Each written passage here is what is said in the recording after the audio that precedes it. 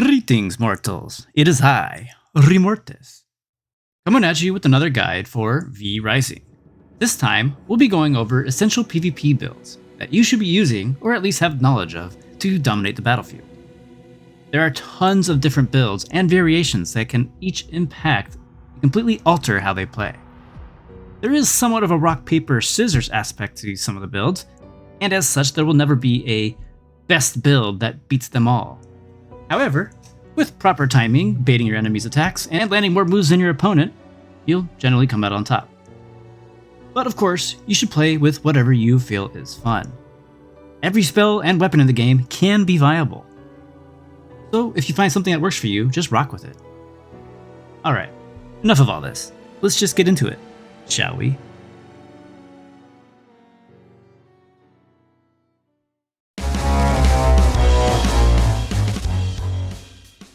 So I'm going to go over 4 fairly popular builds that are out there at the moment that you'll probably come into contact either on the V Arena servers or on your own server.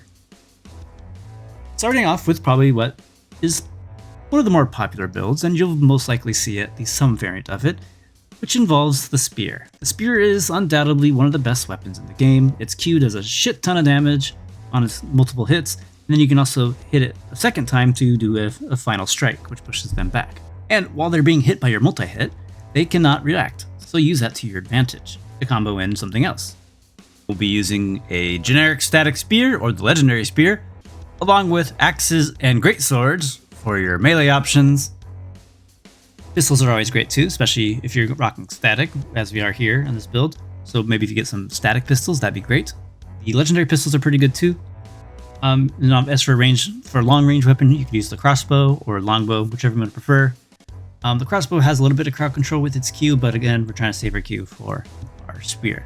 For your armor, for the static spear build, we'll be using either the Shadow Gear, which is like the rogue gear, which each piece will grant you physical critical strike chance and movement speed, and then its bonuses will increase your critical strike power, your primary attack leech, and also give you a little bit of extra critical strike chance after you use your dodge.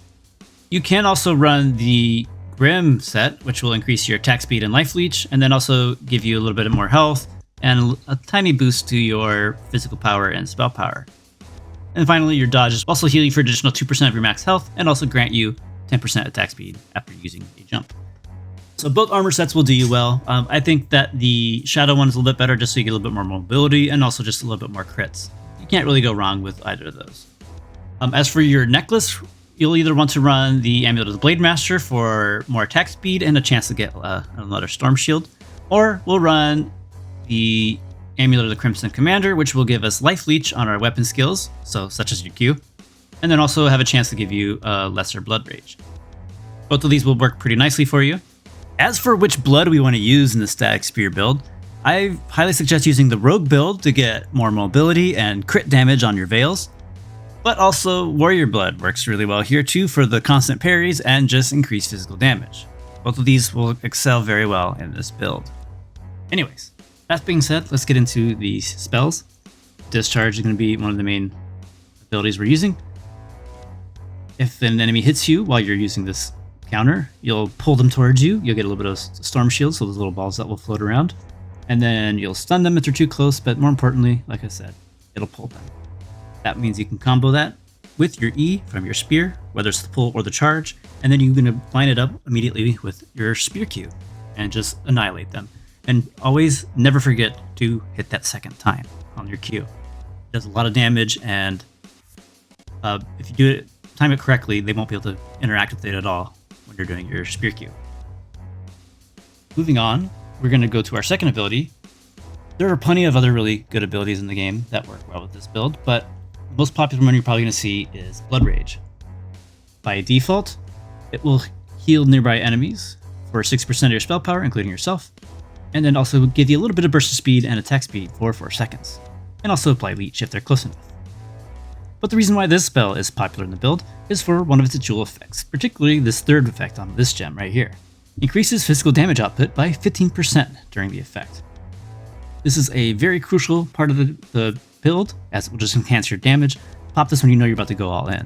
There are plenty of other abilities that could be a part of this jewel for the spell, such as removing negative effects, shielding yourself further, and also increasing the duration. There are a few other effects too that will put a fading snare on your enemies, which is pretty good to help you land your hits, further increasing your movement speed, for example. In my opinion, the best tool for this build is going to be the physical damage output. If you like it running other stuff on that, that's fine, by all means. As for which dash, I think the Veil of Storm is a really good fit for this build, because it will also apply static, and also give you a little bit more attack speed, on your regular hits that is. But then also you can get some other gems here that interact with that. So dashing through an enemy will inflict static, increasing damage to your next primary attack is by 25%, pretty solid.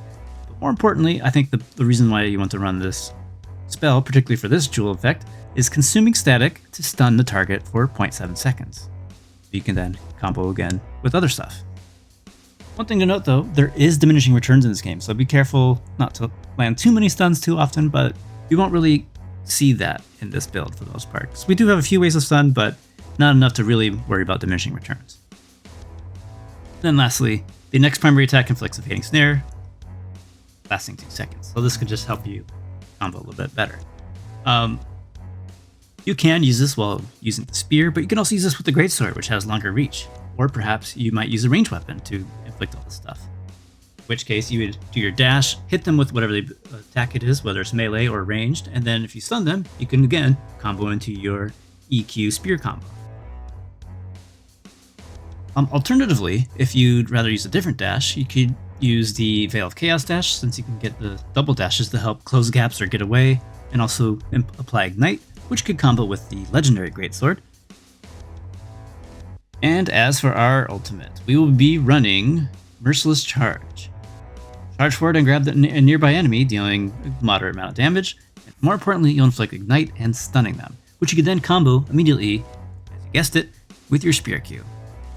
Then you can combo with some other stuff too, like swapping to another weapon and using the E, or using another ability. So if you decided not to run Blood Rage, you could use really any other ability you want, and then just combo that in there with you. But you definitely want to have at least Discharge or another type of counter. Other good counters I really like with this build is Mistrance. Just the teleport is pretty solid, but more importantly, the jewel effects on Mistrance are really nice. Particularly with the first one on this gem, which will reduce the cooldown of your secondary weapon skill by up to 80%. If you hold Alt here, it could be anywhere between 50 to 80%. And the secondary weapon skill refers to your weapon's Q ability. And which ability are we mostly focused on here? That's right, the Spear Q. So being able to get a reset on your Q is pretty awesome. And the rest of these effects out here are pretty much just icing on the cake. I really enjoy having the Fear on your Mistrance as well, just to add a little bit of crowd control that doesn't apply stuns. And it could be a worthwhile investment for your build. I've seen plenty of others use Cold Snap to get some freeze. And then I've even seen some people use Blood Right, although the Blood Right's not too common, because it always knocks people away, and you don't want to knock people away, you want to bring them to you. So that's just some food for thought. Now let's get into some combat so you can see this build in action. Just please don't mind my awful mechanics. Surely others will be a lot better at this build than I am, as I will showcase in a moment. In this first fight, I'm mostly just trying to catch this person. They're just trying to like kite me around most of the time while they're waiting for their cooldowns. I'm on the aggressive point and getting a little bit punished for it. See our health differences here. They're mostly, like I said, just playing defensively and running away from me. And they're doing pretty much the same build as well. I missed my Spear Q. They managed to get me with the Spear Q combo. And it's going to take me a moment, but I still try to catch them. We both counter at the same time. A nice E for my axes, swapping over. Missed another Spear Q. Oh, they actually hit me with their ult Spear Q combo. They're still playing defensively, even though I'm nearly dead. Managed to get him a counter there. It's my Spear E. Then here I managed to get them in stealth, and with my full Spear Q, hitting it pretty good. I use my Spear E, unfortunately, into their dispatch, and then I catch them out. Then swap to my axes, hit them with a nice E from my axes and then just mollywop them. Switching over to the great sword, imagine just land them with my E and then just smack them. Miss my spear E on this guy. He comes with a mace, I discharge him. I just follow my spear Q and then do my ult. He ults too, unfortunately, so I try to get out. I don't know why I countered, because that ulti he used is not counterable. And he's just on the defensive now that he's almost dead, so I try to just keep pushing forward. Fortunately, his Cyclone build is not working against my aggression. Finish him off with this Axie. And then here we go again. He tries to fake me out a little bit. We both do our L counter there, but he manages to follow it into a nice combo with his mace and spear.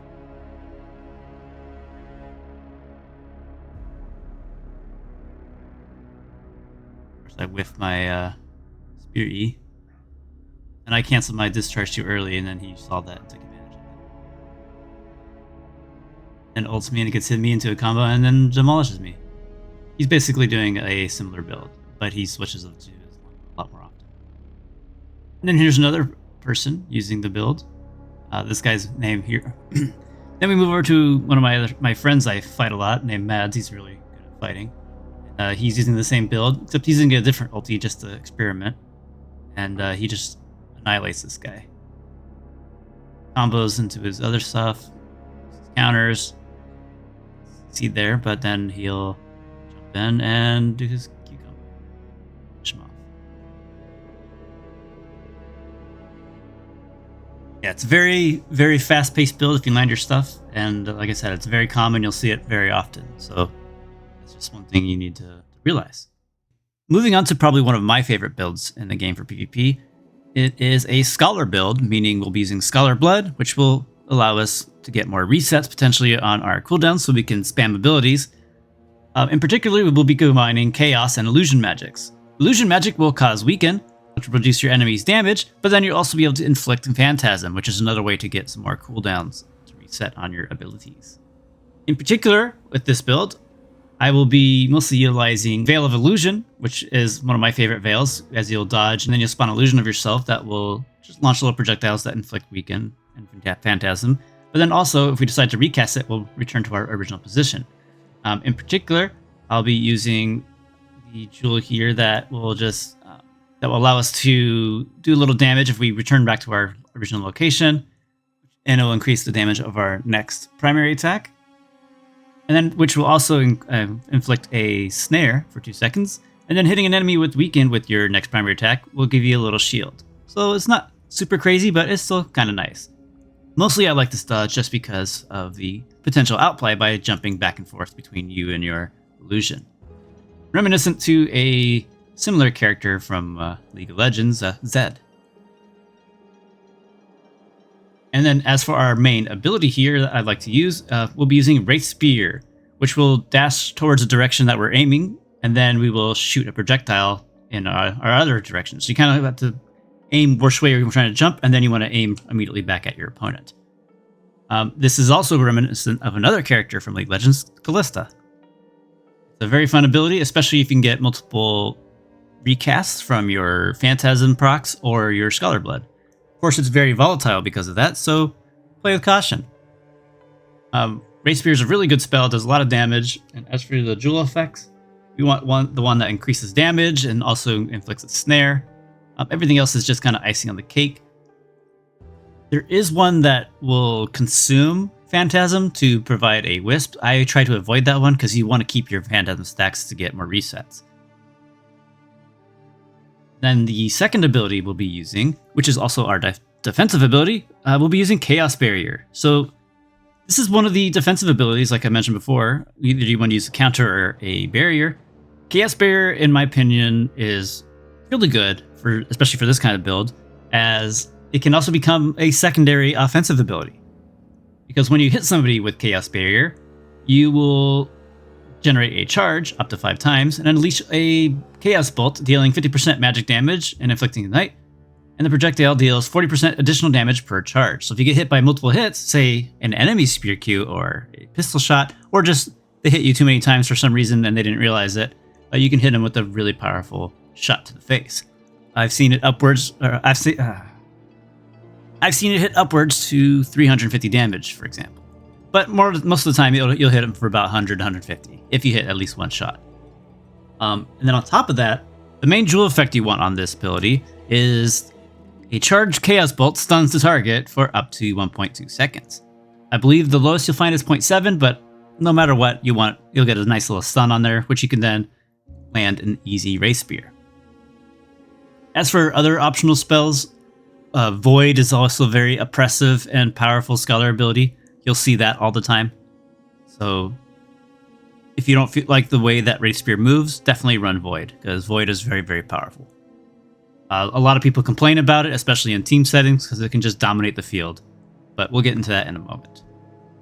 As for the weapons for this build, I primarily just use the slashers. In particular, I use a generic Unholy Slasher, hopefully with some spellcasting stats. You want to prioritize spell power, spell critical damage, and if you can find it, get some spell crit, or also movement speed. Both of those are really good choices. Spell leech isn't the worst either.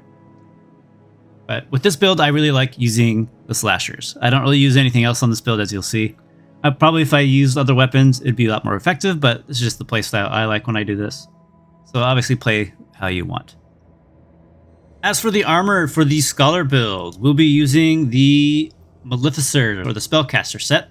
Each set piece will give you more critical strike chance and spell power, with the set bonuses being Spell Leech, Spell Cooldown Recovery Rate, and then also giving you 50% spell critical strike chance for 4 seconds after using a Veil.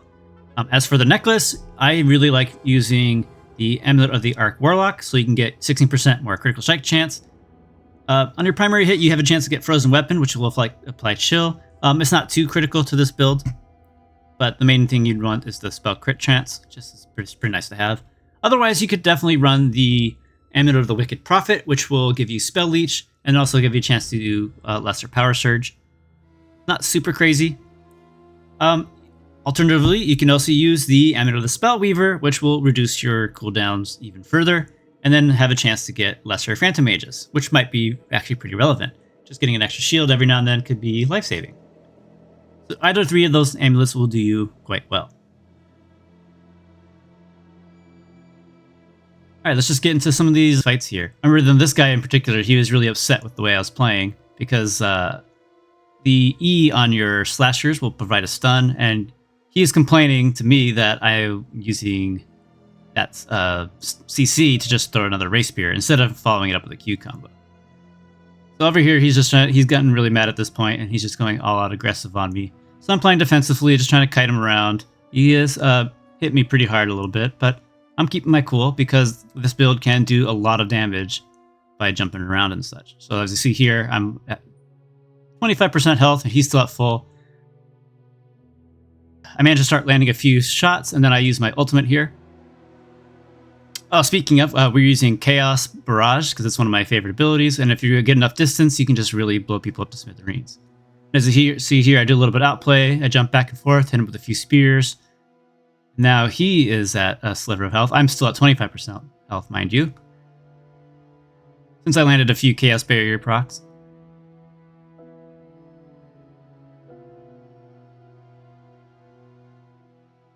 And then we just jump in, try to slash, get him out of the way, and then finish him off with the spear.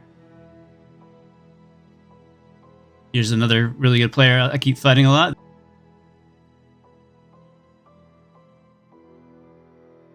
Alright, so since he's using the longbow, I just go ahead and start off with my Chaos Barrier. And since he also has a lot of distance, I just decided to unload my ulti on him. I only hit him with one time though, but it's okay. I just dart around, jumping around so he doesn't know where I'm at. Kind of going on the aggressive here. Getting a few procs off for my recasts. Get a nice incap there, stunning him. Hitting with my slasher Q to apply Unholy. To apply Condemn for 15% more damage. Of course, I didn't follow it up, fortunately. That's okay. Stuck there, so I just got a nice easy Wraith Spear on him.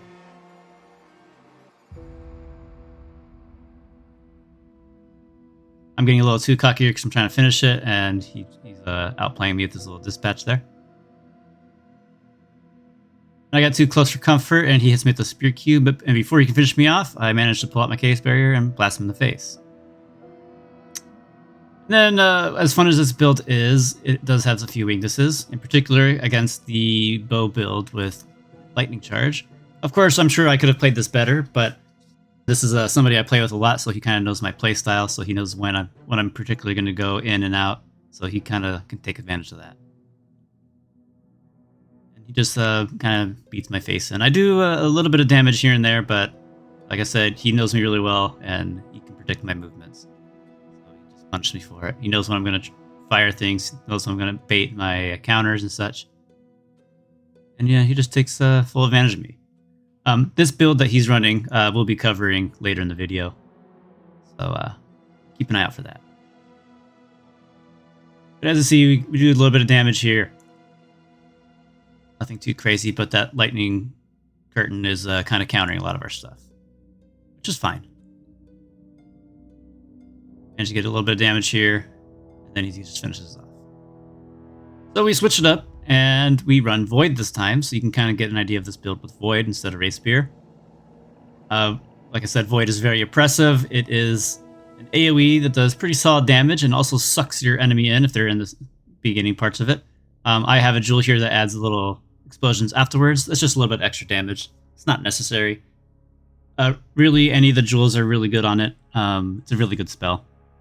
But then, because it's an AoE spell, it cannot be hit by cannot be interacted with counters or the lightning curtain, for example, because that only matters with projectiles. So that's just another thing to consider when you're choosing your abilities. Since if you see people running a lot of counters, you probably might want to start using AoE abilities because those cannot be countered. Of course, I miss my projectiles on my Chaos Barrier due to his Lightning Curtain, but that's okay.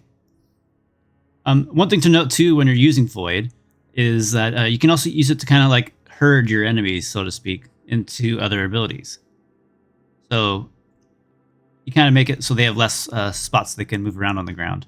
Particularly because, mainly because it will cause fire on the ground, so you kind of make them move a different part of the battlefield. And as you can see here, I'm starting to hit him pretty good. Get a few ultis on him, and now he's just backpedaling. And again, I get cocky because I'm trying to finish the fight. He knows that he gets some nice little combos on me. But we go ahead and wrap it up with our voids. There it is. It also does really well in the real world. It's a really good build. This is a really good build for PvE and for PvP out in the wild. As you see here, I'm half health, just minding my own business, collecting shards, and then somebody ganks me.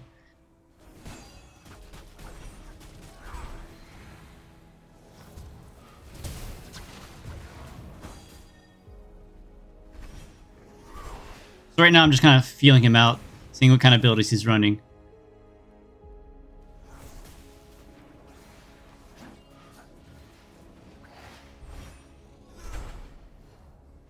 Now we're backpedaling. He hits us with an ulti. We're getting pretty low here.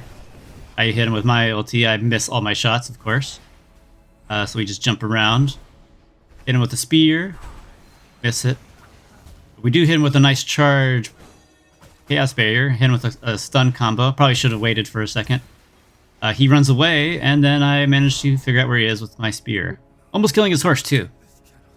I then tell him GG, and that's that. Moving on to our next build, which will be utilizing Warrior Blood to be really tanky. It'll also be going to be utilizing the Hand of Winter, which is the legendary mace, which has we'll start with its E ability, Smack. This is the AoE knockback that also stuns. Hits will inflict chill, and then if you hit an enemy that's already chilled, it will freeze it, which combos in with its Q ability that deals 125% bonus damage to frozen targets. So we're going to be wanting to use abilities that will inflict chill. So we can combo it with our E, and then finally with our Q. And as for the armor for this Frost Warrior, we'll be either using the Shadow set to get more critical strike chance and damage and potentially move speed, because we'll be pretty slow, and we're going to need that move speed. Or you'll run the Dread armor, which will increase your physical power, your damage reduction, and also make you even a little bit harder to kill by increasing the healing you receive by 20%, and shields applied to you absorb 12% additional damage.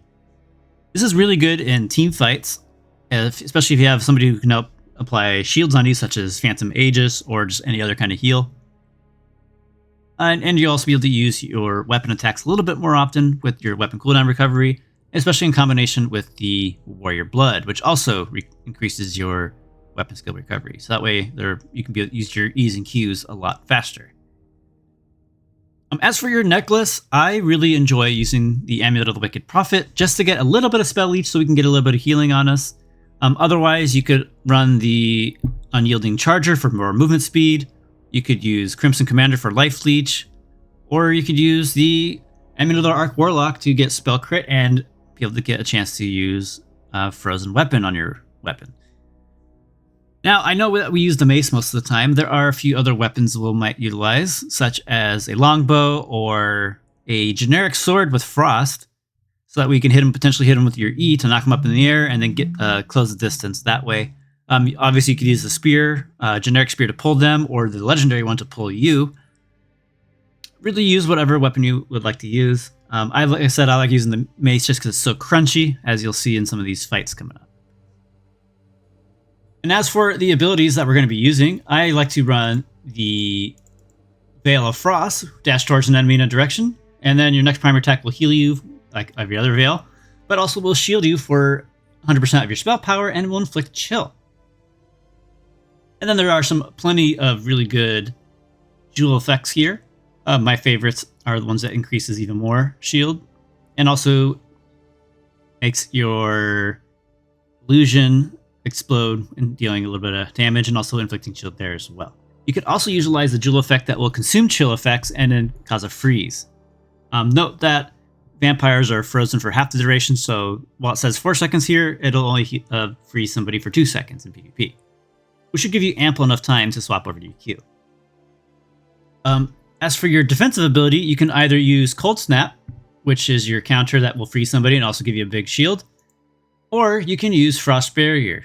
You just pick and choose in between, and we'll get into Frost Barrier in a moment. For Cold Snap, there are a lot of good jewel effects here as well. In particular, I like the when triggered, charges targets weapons with their Arctic Energy. Next attack deals 40% bonus damage and inflicts chill, and then even more shielding power. The other effects are just icing on the cake, such as movement speed or turning in material for a second. And there are a few other effects too. Just pick and choose what you want, or rather pick and choose what you get, but mostly you're going to want to have the shield or probably the chill effect.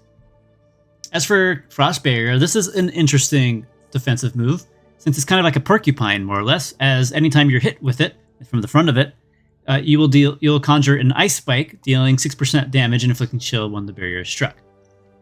So, and then it'll cause like an icicle to appear from beneath their feet. So they can potentially dodge it, and if they don't, they take a decent amount of damage. And then finally, you can recast while you have the barrier up to shoot a little cone of cold, dealing a little bit of damage, and then inflicting chill, which is the more important part. And then with the jewel effects, there is a pretty good amount of abilities here. My favorite one is absorbing an attack increases your spell power by 10% for 6 seconds, and it will stack up to 3 times. So if you're hit by multiple abilities, or say if they have skeletons or something, you could definitely abuse that and get a little bit of extra spell power. The other effect that I like too is consuming Cone of Cold, or the Cone of Cold effect. The other effect I like is Cone of Cold can consume your chill and inflict freeze, lasting for 4 seconds, 2 seconds on players. And then you can also make the Cone of Cold do a knockback if you desired. There's plenty of other abilities as well. There's movement speed, and I think there's one where you have cooldown reduction whenever you get hit by anything. But anyways, make sure you pick between one of these. When you're playing on V Arena, you'll be able to see your opponent a little bit more often, so you can kind of know what they're using. When you're out in the wild, you're not really sure what you're going to be encountering, so pick and choose your defensive ability wisely. Frost Barrier is actually insane in PvE, especially on fights where the enemy hits you with multiple attacks or projectiles. So most likely you'll end up using Frost Barrier out in the wild. As for your second spell, there's a lot of different options you can choose from. On this setup right here I'm showing on the screen, I'm obviously using Void. Void is a very good ability, as I showed before. It's very oppressive, and it just gives you an ability to deal some solid damage and also cause Ignite, which will essentially just chip your opponents away while you're still being relatively healthy. Other spells you can run are the Death Knight, particularly with the Jewel effect that inflicts a fading snare on nearby enemies, so that way they slow them down so you can catch up to them, because in this build we're going to be really slow, depending on the gear set you're using. You also can run the Jewel effect that makes it so you summon a Skeleton Mage when the Death Knight expires, so that way you always have a minion up. This can be a good thing, but it also could be a bad thing, because your opponent could potentially use that to their advantage by chaining a barrier or another counter effect, such as Mistrance, and getting their weapon resets. But anyways, some other good Jewel effects would be your Death Knight healing you for 25%, up to 25% damage that they deal, and then as well as increasing your Death Knight's lifetime. So that way you pretty much always have a minion up. It's pretty nice. Really good ability, really oppressive. There's other abilities that will combo well with this in other builds, but I like it with this one just so you can help chase people and essentially have a second person just to annoy your opponent. Alternatively, you can also run Soulburn. Soulburn is a very interesting ability. It's a very oppressive ability at that, but there is a cast time, and in that short time that you have to cast the spell, sometimes your opponent will get away from you. I value Soulburn a lot more in larger fights, such as 2v2s or 3v3s or higher, and this is really good combo potential if you have allies locking somebody down. Because Silence is probably the worst CC in the entire game because you can't perform any action whatsoever, not even an auto attack. As you may have experienced fighting Jade, the gunslinger lady in Dunleaf Farmlands. As for our ultimates, I like to run the Wisp Dance. It'll summon 3 wisps that will deal damage and circling around you, leeching health from your enemies, and also inflicting Weaken. That way you take even less damage. And then you can recast to launch all 3 wisps to dealing a solid amount of damage and inflicting Weaken and fast. Mostly I just like this ultimate just to help reduce damage even further so we can be even tankier. Alternatively, you can obviously run Ice Block and Arctic Leap, but as you'll see in one of the fights later, having too much freeze and chill can be a little bit of a downside. Alright, so starting off in this first fight, we'll be using our Death Knight here to help be oppressive and also potentially catch our enemies. We're swapping between the Greatsword here to catch close distance and do a little bit of extra damage. We then go ahead and use our counter, but he doesn't hit it. We jump in, hit him with another Greatsword Q, land with an E. He ults us, and we get flying back. Get another Death Knight from behind him. We smack him. We then hit him with a nice Frozen Veil, and then we missed that, unfortunately.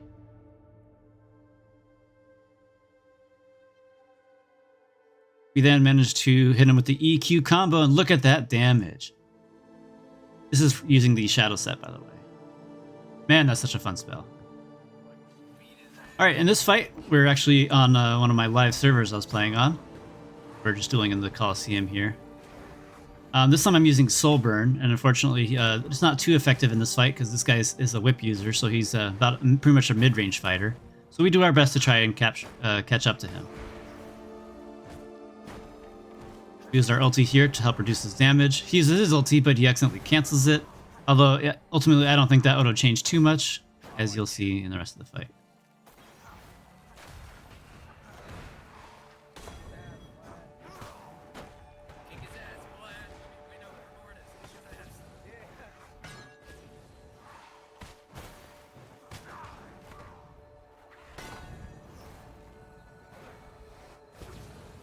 So since he's so far away, I ended up switching over to my sword here. And then he also jumped into my counter here. He gets a distance, so I use my sword E to catch up to him. Miss my soul burn. Try to catch up to him with my sword Q, and I miss all that. You can just see how incredibly tanky we are. He's landing a lot of hits on me. Not getting his optimal range for his whip, though. But we then go ahead and combo him. Freeze him. We do a Q into an E, and there it is. We then fight our friend Emu here. This time we're using Void and Frost Barrier. Lucky for us, he's using his pistols a lot, so we get a lot of value out of our barrier. And with a few voids to try to corral him a little bit, do a little bit of chip damage there. Closing the distance with the QE combo. Not exactly the combo we want to do, but sometimes you have no choice. Dashing in, keeping on the offense with Qs and Es.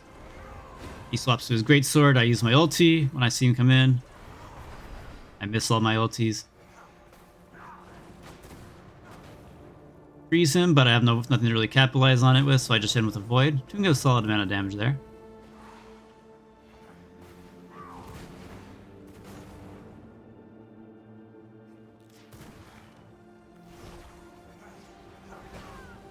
Managed to use the void to kind of counter his greatsword attack on me. And we hit him with the EQ combo again. Just love that ability, it's just so crunchy. And then this time we decided to use all frost abilities, and you'll see why you don't really want to do that. Yeah, it's cool, we get a lot more chill and freeze effects, but because of diminishing returns, we have even less reaction time to... Because of diminishing returns, we have less time to really react to capitalize on some of these freezes with our Q. Got a nice Q there though, luckily. But then you'll start to see a few immunes here and there, and then also just the freeze timers last hardly any seconds at all, so it's just something to think about. Like right here, we didn't manage to get there in close enough in time, and we just barely missed the freeze. With a few ice barriers, but missed unfortunately.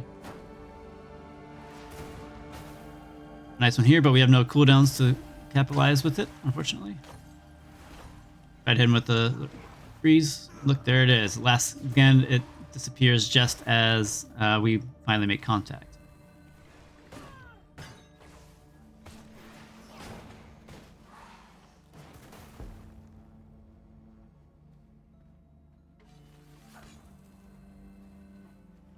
Tried to bait out his barrier, but we missed everything anyways. My terrible reaction time, I couldn't get my berry up in time, so... And then he gets a nice counter on us and a nice combo, and pretty much defeats us. There it is.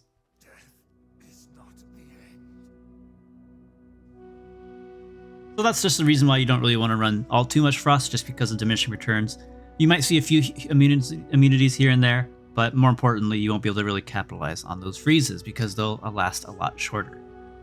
Moving on to the next build, which is the Longbow build. It is a pretty fun build, but just note that it has a pretty high skill cap. I suck at it, as you'll see in the footage I'm going to provide. As the Longbow, while it is pretty fun to use, you have to kind of lead your shots and kind of predict where your opponent's going to go. As for what weapons we want to use with the Longbow build, obviously we'll be using a Longbow. Either you can use the legendary Longbow, which is really good. It doesn't have an element associated with it. So you could also use a generic Longbow, one that has maybe applies static, chill, unholy, chaos. Really, any of them are fine. I probably wouldn't get an illusion version, but any of the others are good. Backup weapons, you might want to use the mace or greatsword, or probably even the spear. The mace will allow you to knock people away or potentially close the distance if you need to, but most of the time you're going to try to keep your distance and just kind of whittle them away with your shots, and hitting them with your Q if you have a hard time hitting them, and which will also knock them back, or hitting them with your E, which takes a second to cast, but if you land it, it does pretty devastating damage. As for your blood type, Rogue Blood and Warrior Blood are both great here. Rogue Blood will give you more movement and critical damage, which combos really well with the bow. Warrior Blood is also really good because it just flat out increases your physical power, which is really important for the bow, and also reduces your weapon cooldown recovery, which is great. And then also the damage reduction, as well as the chance to parry attack, is also pretty nice too. As for your armor type, really there's only one option here, which I think is the Shadow set to give you more movement speed and critical strike chance and damage from your criticals. And you get a little bit of leech from your primary attacks, which is nice. You can use the Grim set to get even more attack speed and life leech, but I think the movement and critical damage that the Shadow set provides is a lot more valuable. As for your gems, rocking either the Blade Master to help severely increase your attack speed is going to be fantastic on the bow, but you could also use the Unyielding Charger to get a little bit more movement and potentially summon a few skeletons here and there. That's not too crucial to the build. And actually, that's going to tie into another build I'm going to do in the future, which is an Unholy Archer. Kind of gives you the Dark Ranger type from Warcraft 3. Anyways, yeah, so the Amulet of the Blade Master for attack speed and getting a lesser Storm Shield there is pretty nice. The Crimson Commander to give you Weapon Leech, which is also nice, but and Blood Rage, which is okay as well, since we're using Blood Rage too. Or the Unyielding Charger, one of those three. Typically, I'll be using the Amulet of the Blade Master. And as for your spells, you'll be using Blood Rage for the potential movement speed and attack speed, as well as whatever buffs your jewels provide. Particularly, you're going to be looking for the physical damage output again, like in our spear build. As for a defensive option, you can run a counter, or you can just double down on your rangeness and use Lightning Curtain, which is a pseudo counter. You summon a curtain of lightning that will block projectiles, inflict static, and periodically deals damage to enemies that pass through it, and will apply a fading haste to you. So if you put it on yourself or right in front of you and walk through it, you'll get better movement speed. You can also drop it on your opponent, or just drop it between you guys so that way you can protect yourself from their attacks. And there are a lot of really cool jewel effects here, such as increasing a fading snare on your enemies as you drop it on them. If you pass through the wall, you'll give yourself a shield. Blocking any projectiles will enhance your next attack, so hopefully you can land your shot. And then increasing your movement as well, even further. As for which dash to use, I think if you're using Lightning Curtain, use Veil of Storm and a generic static bow. That way you can apply as much static as possible and stun your opponents and just annihilate them. As for the ultimate, there are plenty of abilities to run here. In particular on this one, I'm using Heart Strike, just so you can dash away from people, particularly through them, and then also applying Heart Strike, which is nice. Anyways, moving on to our gameplay. And again, please don't judge me too harshly. I'm not really good with the bow. So here we are. We're just trying to keep our distance. Unfortunately, our opponent misses a lot of his stuff. I use Blood Rage and Lightning Charge to move around a little bit. This guy is using Void, though, so we got to keep that in mind, that the shield will not save us from there. We did prevent his whip attack there. Now we use a Heart Strike to get some distance. Just trying to predict which way he's going, and shooting things.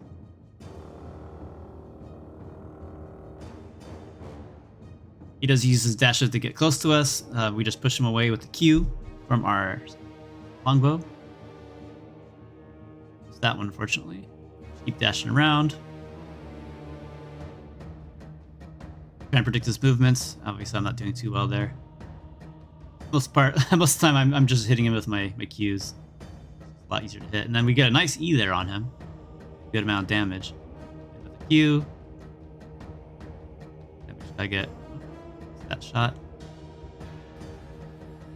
We just swapped to a sword just to finish him off because I couldn't hit him to save my life. This time we're going to be utilizing the Death Knight to cause a little bit of pressure and keep them at a distance, more or less. Do our best to try to keep this guy away from us. Dropping Death Knights as we can. We're also using Rogue Blood here for a little bit more movement speed. You ult through him, and unfortunately I missed everything. But we keep peppering him down with our bow and our minions. He's just beelining for me. Dash out of his way from his chaos bolts. Get a nice just get a nice auto Q combo there. Does manage to hit us with the great sword attack. We then push him away with our Q and throw another Death Knight on him.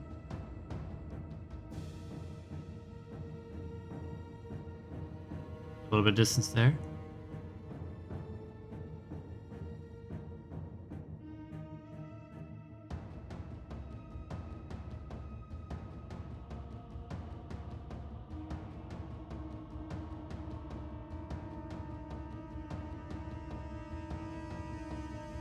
There it is. And as you will see, the longbow does have its weaknesses. Particularly, it's weak against anybody that's really aggressive or people that can just stick on you, like this gentleman here. Gets a nice spear Q combo on me, hits me with the axe ease. He's also really good at weapon swapping and then just abusing me. He tends to use the whip a lot too. So we will be covering a whip build here shortly. It's a very impressive build. As you can see, he's really good at his weapon swapping, just constantly moving and freezing me with his freeze dash, and then just beating me with his freeze. I maybe get a few hits on him, but he has so many shields from his ice moves that it doesn't really matter. I just annihilated me. Of course, I didn't really play it the best, but you get the idea. It's a fun build, but it does have counters. All right, and those are the builds I have for you today. I really hope you enjoyed this video, and I hope you guys learned something. Hopefully these standard builds can give you an idea of what to use in PvP and what to look out for as well, because these are a lot of common builds I've seen in my time playing Vrising. You could, and of course, you could always customize these builds how you see fit, combining it with this weapon or that weapon, or changing this spell to another, etc., etc. Play it how you want, because ultimately, at the end of the day, whatever feels good to you is what's going to matter. Please like, comment, subscribe for more videos like these, and I hope to see you in the next one. Farewell for now.